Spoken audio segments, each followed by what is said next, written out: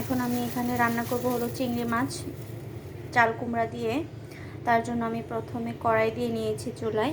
এখন আমি তেল দিয়ে দেব।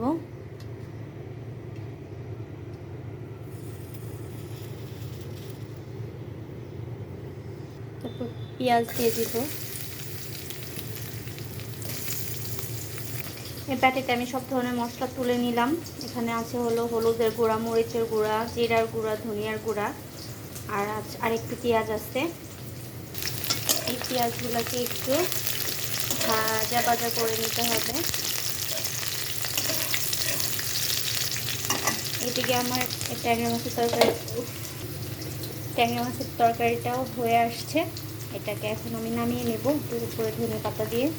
এখন আমি তুলে রাখা সব মশলাকে একবারে দিয়ে দিলাম।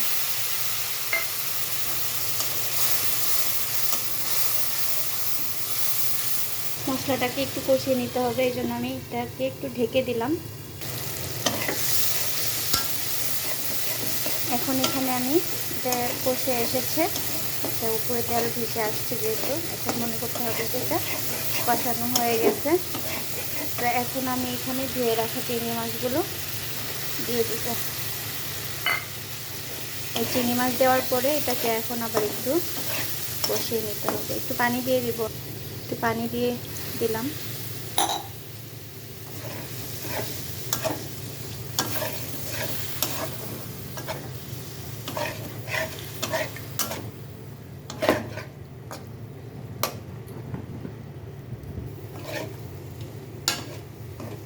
এটা এখন আবার একটু ঢাকনা দিয়ে দিব।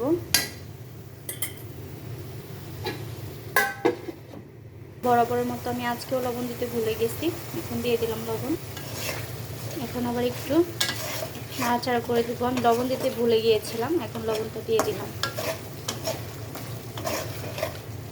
এখন আমি এর মধ্যে ধুয়ে রাখা চাল কুমড়াগুলো দিয়ে দিলাম।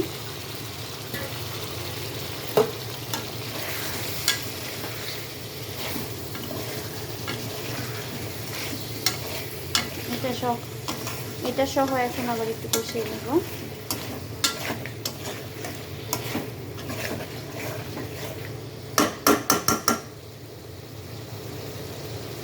ধন্যবাদ সবাইকে, সবাই ভালো থাকবেন। আর দেখানোর কিছু নেই, এখন এখানে পানি দিয়ে রান্নাটা শেষ করে ফেলবো আর কি।